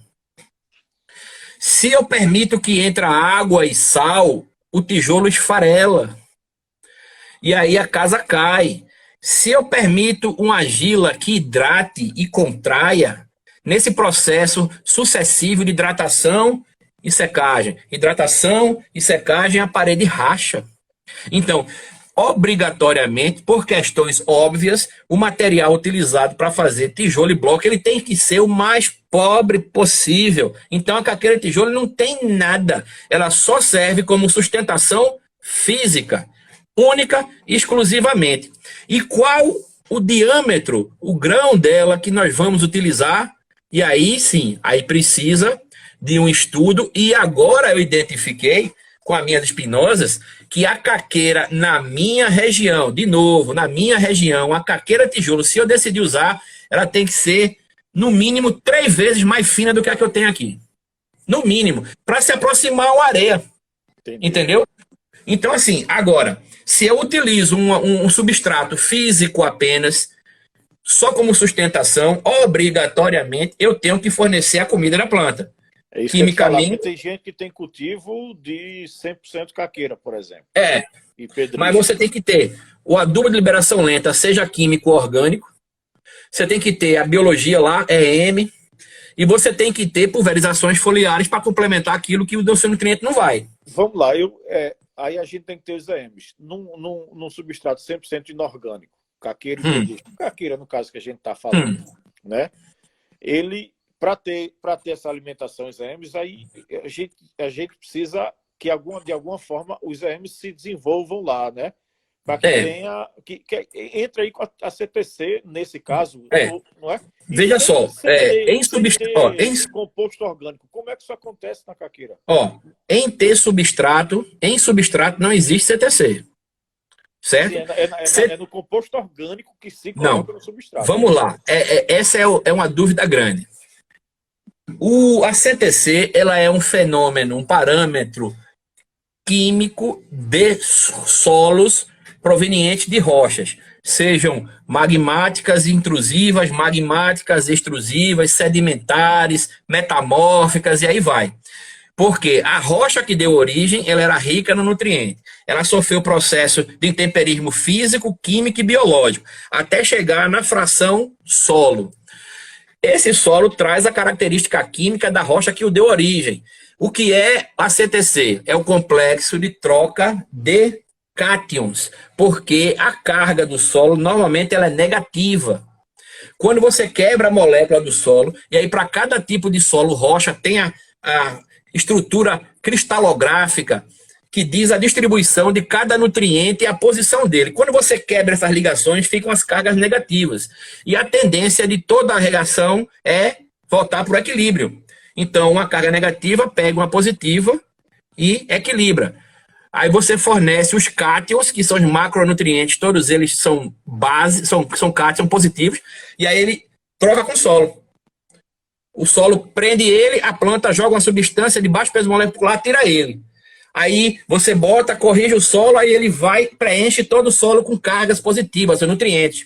E aí a planta vai trocando com o solo. Complexo de troca de cátions. Entendeu?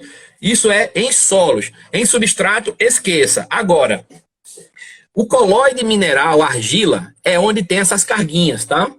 Existem argilas extremamente ricas, leonardita, turfa e outras. Existem as argilas mais pobres, caulinita, e aí vai. Agora, existindo no solo, o colóide orgânico, ele vai ser superior nos parâmetros químicos do solo, sempre independente da argila mais punk que tiver, o colóide orgânico ele vai dominar o complexo de troca do solo. Então, o micro-organismo se alimenta da matéria orgânica. Então, se eu tenho colóide orgânico em decomposição, em diversas fases de decomposição, porque uma vez que o colóide orgânico chegou no final do processo, ele não transforma mais. Ele não é mais alimento. Né? Ele é mineral. Ele é mineral quase, entendeu? Ele só tem ali e não vai para frente, ele vai nutrir a planta. O organismo não se alimenta mais disso. Agora, nos processos, antes de chegar até aqui, eu tenho diversos processos de decomposição na matéria orgânica, onde a biologia vai sobreviver. Quando você usa um substrato 100% físico, eu vou ter lá uma pastilhazinha de Thai-Gold que eu boto em cima do solo, ou 10 ou 4 sachezinhos de Thai-Gold, ou outra matéria orgânica que você mesmo prepare, certo? Ela não vai estar lá em cima, decompondo lentamente? Certo. Aquela decomposição, o EM vai trabalhar aquilo. Aquilo não vai embora na água. Aquilo fica entre uma camadinha e outra do substrato, vai ter um resíduo orgânico onde a biologia vai sobreviver. Certo. E ali ela começa a metabolizar, disponibilizar os metabólicos para a planta, a raiz semirradicular rapidamente preenche. E no momento que ele preenche, você vai ter tipo uma teia segurando isso tudo. Entendeu? Então você vai vivendo isso, vai trabalhando isso. A mesma coisa é o inorgânico. Você bota lá o osmocote naquele sachêzinho, ele vai liberando um pouquinho, um pouquinho, um pouquinho. A planta vai fazendo a sua teia de raízes de forma a aumentar a sua área de absorção, absorver o máximo possível e fazer uma teia para pegar tudo. Então, assim, o substrato deixa de ser 100% orgânico, vai ter alguma coisa de vida ali, vai ter alguma coisa de matéria orgânica. Ele é, na sua constituição, 100% mineral. Mas só isso a planta não vive, né? A acadâmia ainda troca, ainda tem alguma coisa a oferecer. A caqueira não. Ela não tem nada. Você vai ter que dar. Tem um amigo, Nelson Fernandes, né? Ele, enfim, um cliente e amigo. Quando eu fiz a live sobre substrato com Peter, ele falou de CTC, eu gostei muito também. Ele falou de CTC. O que é que Nelson fez? Ele mandou um e-mail para a Embrapa. Eu gostaria de ler aqui, se me permite, só um minuto. À vontade. À vontade. A resposta do pesquisador Sebastião Calderano. Respondeu aí. Vamos lá, pessoal, não é longo, não. O solo é constituído por diferentes frações granulométricas, como calhaus, cascalho, areia, salite e argila. A fração argila é menor do que 0,02 milímetros. Por sua vez, é constituída pelos seguintes componentes minerais: argila minerais de diferentes grupos: caolina, micas, mectitas, vermicolitas, etc. E óxidos e hidróxidos de ferro e alumínio. De ferro e alumínio. Os argilos minerais, por sua grande atividade físico-química, são os principais responsáveis por diversas propriedades dos solos, dentre elas a CTC.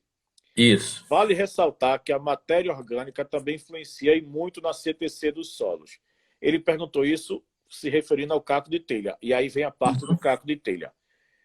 Vale ressaltar, a produção de telhas e tijolos cerâmicos requer o uso de matérias-primas constituídas de construção argilosa, mas nem sempre puras. Os materiais são misturados, aí ele fala da construção do tijolo. No processo de produção de tijolos e telhas são submetidos à queima, que alcançam temperatura de 900 graus. Essa temperatura promove a desidratação dos argilominerais, alterando a sua estrutura e transformando-os em outros minerais mais estáveis sobre essa temperatura. Consequentemente, os novos minerais são inertes quanto à atividade para as trocas químicas que ocorrem no solo, ou seja, cozinhou, virou telha, morreu.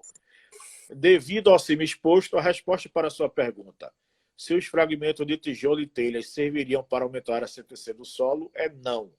Independente do tamanho que se apresentem, não vão influenciar em nada a CTC do solo. Ao longo do tempo e em contato com a umidade, estes materiais podem absorver água ao longo do tempo, podem absorver água e serem reidratados.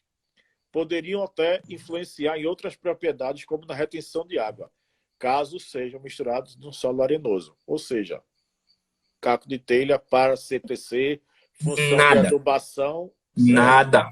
Ó, a mesma coisa é areia. Areia. Ela tem 98% de sílica e quartzo.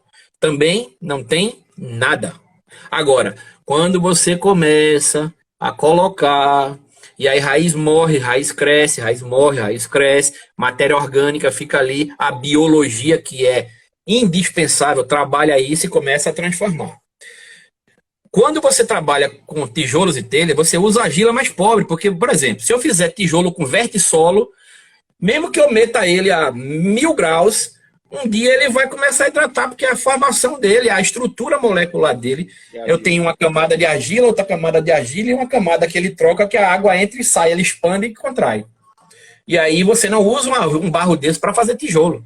Eu moro aqui na região, eu atravesso a ponte, tem uma região aqui chamada Salitre, em Juazeiro, onde o solo é um vertissolo do mais original possível, daquele que quando seca racha de você botar a perna dentro dele assim, e quando hidrata, meu amigo, a água passa 15 dias para entrar 1 centímetro. Então assim, essa argila a gente não usa. E tem na beira do rio Salitre algumas casas antigas feitas pelos nativos, pelos produtores, pelos agricultores há muitos anos atrás, que o tijolo começou a esfarelar, meu amigo, e caiu. Então, não é argila para isso, a argila é mais pobre. E você adiciona algum tipo de mineral que você queira para aumentar a resistência à compressão, porque o tijolo aguenta compressão, ele não aguenta tração. Então, você adiciona mais alguma coisa no processo fabril para conferir uma compressão melhor. Mas fora isso, ele não serve para nada a não ser sustentação física. Pessoal, registrando e deixando claríssimo, até porque isso já gerou repercussão, debate e alguns até problemas. Eu uso em 100% das minhas plantas caco de telha com cupim ou caco de telha com a terra vegetal. Eu nem trouxe aqui, enfim, essa aqui. Enfim, terra vegetal. Não usem essa terra, enfim, a terra que vai compactar. Usam terra vegetal, uma terra decorrente de decomposição vegetal. Não tenho nenhum problema com caqueira. Tu sabe o que eu faço? O que eu disse na live, que caso a gente tivesse acesso ao Acadama ou qualquer outro Lava Rock que seja uma coisa de muito, provavelmente, nossos resultados seriam melhores. Isso não torna a Acadama uma desgraça. Olha só, nenhum é desgraça. Nem o caco de telha, nem o Acadama, nem a areia grossa. Nenhum é desgraça. O que acaba com a planta é nada mais, nada menos do que a nossa falta de conhecimento em proporcionalizar as partes, quantos por cento disso, em equilibrar a nutrição e identificar que para cada situação de clima, de região, eu vou ter uma proporção diferente disso. Isso não é regra para o Brasil todo. O Brasil é um país continental. Eu tenho uma região que é fria, quente de se lascar, quente e úmida, quente mais ou menos úmida, mais ou menos fria, mais ou menos isso. Então, o que a gente tem que entender é que a gente tem que absorver o conhecimento que a gente observa no cultivo de amigos espalhado pelo Brasil e tentar ao máximo trazer aquilo para a sua realidade. Veja só, quando eu vou a Recife, eu trago meu carro cheio de caqueiro de tijolo, porque aqui eu não tenho tempo para estar indo atrás. Então, a última que eu comprei foi do amigo Cavendish. Tô indo para Recife, tô indo para o Recife amanhã. Gostaria de trazer pelo menos uns 200 quilos de caqueiro de tijolo, porque a minha tá acabando. Agora, nas espinosas, eu não uso mais. Por quê? Porque eu tô observando que a areia de rio é um pipoco. Então, eu vou usar areia de filtro, porque eu faço irrigação, eu fabrico filtro de areia. Cada filtro de areia meu leva 500 quilos de areia de filtro. O saco é de 30 quilos, e vou comprar 2 saquinhos, vou deixar aqui e preparar o substrato das espinosas com areia de filtro, terra de cupinzeiro, cinza de carvão, pó de carvão, osmocote e osmobode. Exatamente eu fazia com a caqueira de tijolo, só que com areia agora. Não vou utilizar a caqueira. E vou fazer um teste, vou tentar pegar a que eu tenho, eu vou tratar ela, vou limpar, vou reutilizar. Já falei como é que eu faço. Eu lavo com mangueira, numa peneira, até tirar todo o resíduo orgânico. Deixo de molho com uma colheradazinha de hipoclorito de um dia para o outro. Se tiver algum patógeno ali, foi pro saco. Deixo no sol um tempo, depois secando de se lascar. E aí eu aproveito de novo. Mas eu vou quebrar. Pelo menos vou diminuir pela metade o espaço poroso dela. Vou quebrar mais. Vou aumentar os poros, diminuir o espaço entre as partículas. Vou fragmentar ela. E vou testar de novo. Porque assim, ou eu faço isso, ou todas as minhas espinosas de vaso vão morrer, já estão feias. Agora, as da areia, meu amigo, eu juro a tu, eu agora, quando eu venho molhando, eu vou molhando assim, olhando para elas e olhando do lado, para não sentir a dor no coração dessa daqui se acabando, entendeu? Então, assim, só na espinosa. O resto, pelo amor de Deus, é uma maravilha. Pois é, isso se debate muito. Resumindo, pessoal, não existe um substrato ideal que vai servir para todo mundo em todo canto. Regis, só uma resposta aqui. Tem uma live lá aqui no YouTube só sobre substrato. E sobre a Acadama que você perguntou se o pH é neutro, é praticamente neutro, né? Foi excelente. Eu não conhecia o amigo que fez lá a live. Gostei demais, ó. Parabéns, excelente mesmo. Porque assim, explica o que fica todo mundo solto no vácuo sem conhecer. Por exemplo, nós estamos falando aqui de nutrição orgânica, eu acho que a gente não falou nem 10% do que eu queria ter falado, por causa do tempo. É muito curto. Eu fico interrompendo ainda. Não, mas assim, pode falar, porque assim, quando eu trago da minha vida profissional que eu trago para dentro do viveiro, eu não trago uma coisa que eu estou chutando, não. Eu faço isso para um fazendeiro que gasta 4 milhões por ano para produzir 10 hectares de uva. Num fazendeiro que gasta metade na manga. Então, assim, são empresas que têm só de uma fazenda de 10 hectares, de 30 hectares de uva, tem sempre 30 funcionários fixos. Geralmente gastam um absurdo. E aí eu tenho aqui problemas que a gente exporta uva, o mercado lá fora está se fechando para o Brasil. Eles não querem mais eles não querem receber mais nada que tenha qualquer molécula química na fruta. Isso faz o quê? Aparece uma... sobre a adubação orgânica, o conhecimento que vocês têm, porque existe uma medição de tantos micro, não sei o que, de molécula química, e os caras medem isso, né? Análise de resíduo, LMR. Então, assim, tudo que a gente faz hoje, a gente faz sem poder... Assim, nós temos que inventar todo dia a forma de controlar biologicamente uma doença, porque se eu botar o químico, chega lá, a fruta vai, eles incineram um container e mandam a conta para você. Então, assim, como eu vou combater uma doença? Eu tenho que utilizar de tudo, eu não posso mais usar químico, biológico. Então, o biológico hoje está dando pau. Por exemplo, um grande vilão da agricultura era o nematóide. O nematóide já está na água do São Francisco, é game over para goiaba. Pomada de goiaba aqui não durava mais do que 3, 4 anos. Você tinha que arrancar e plantar de novo. Tanto é que o pessoal já planta a goiaba e a manga do lado. Porque quando a goiaba morrer, a manga ficou. Entendeu? Então, assim, hoje conseguimos conviver com nematóide e temos pomares com 10 anos, com 15 anos, com 20 anos. Que é isso? Biologia. Eu estou colocando lá um concorrente grande dele por espaço, por nutriente, que ainda é praga dele. Então, assim, até chegar nesse... Só para depois, lá para frente, eu tenho live marcada já até o dia 10 de junho, eu acho. A gente fazer uma live sobre controle e adubação biológica. Acha que dá para a gente fazer? É uma boa. Dá demais. Vai gostar, porque... Dá demais. Ó, bem bacana para a gente tratar também. Quinta-feira, terça-feira, semana que vem, eu vou visitar um cliente meu onde nós estamos instalando uma mini usina de produção de micro-organismos para o controle biológico, né? Nós vamos testar rejeitos da indústria cervejeira, que no caso os maltes, para a produção de uma levedura específica para combater nematóide em solo e fungos na planta. Nós vamos fazer uma mini produção de bacilo amiloliquefaciens, porque ele é específico no controle de nematóide, muito mais específico do que o subtilis e o fungo tricoderma, e mais eficiente. E a gente vai fazer testes, eu vou cavar trincheira, mostrar a raiz, mostrar efeito, mostrar a planta. Então, assim, eu já levo uma pessoa para filmar tudo, e aí eu mando esse vídeo para você, você vai ver, a gente começa a discutir sobre ele. Então, assim, essa é uma coisa que é o dia a dia. No meu dia a dia, adubação orgânica, adubação biológica, produção de bactérias, produção de fungos, controle de pragas, controle de doenças, biologicamente. Então, isso é o dia a dia. Eu não saio no viveiro de um cara que tem 10 vasinhos de bonsai, não. É um cara que tem 1.000 hectares de uva.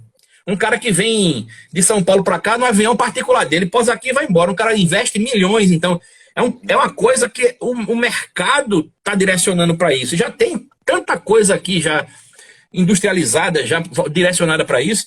E a gente marca uma para falar sobre perfeito, isso. Perfeito. Não, vamos embora. Que se perguntou aqui, que passou batido também. A gente já está em quase 2 horas aqui. Depois, se você quiser complementar alguma coisa, tudo bem, mas cortou o Fernando para mim. O Fernando está aí? Eu vou perguntar, se for o caso, se você estiver ouvindo, você responde. 2 coisas. Uma é: quanto tempo aproximadamente vive uma colônia de micro-organismo no solo e com que frequência a gente deve adubar essa variação constante de... Eu acho que caiu mesmo, Fernando, hein, pessoal? Caiu. Então, pessoal, ó, Fernando saiu. A gente está com 2 horas aqui. Eu acho que já deu muito assunto aí. Eu prometo que quem tiver mais dúvida depois pode mandar. Eu passo para Fernando. Tem um grupo da Bonsai Mais, quem quiser pode entrar aí no link. E esse vídeo, todos os vídeos, essa live e as outras, vão estar no YouTube da Bonsai Mais. Se inscrevam lá. Tem uma sequência de lives muito bom, tem vídeos muito bacanas também. Tem Alisson Rosso aqui, ó, tá aqui conosco. Boa noite, Alisson. Boa madrugada, na verdade, para você. Alisson fez uma live sobre madeira morta. Tem a live de Peter, que Fernando citou, sobre solos vulcânicos, Akadama, Kirosuna, Kanuma. Aqui eu agradeço também a Alisson, mais uma vez, que tinha me deu muitas dicas, tá bom? Pessoal, obrigadíssimo e até a próxima. Nossa próxima live, quinta-feira que vem, vai ser com Renato Bocabello, exclusivamente sobre jabuticabeiras. Renato Bocabello para falar sobre jabuticaba. Tá bom, pessoal? Valeu todo mundo que ficou aqui até agora, 2 horas. Boa noite para todo mundo e obrigadão. Amanhã, 17 horas, no canal do YouTube, quem não viu toda. Abração!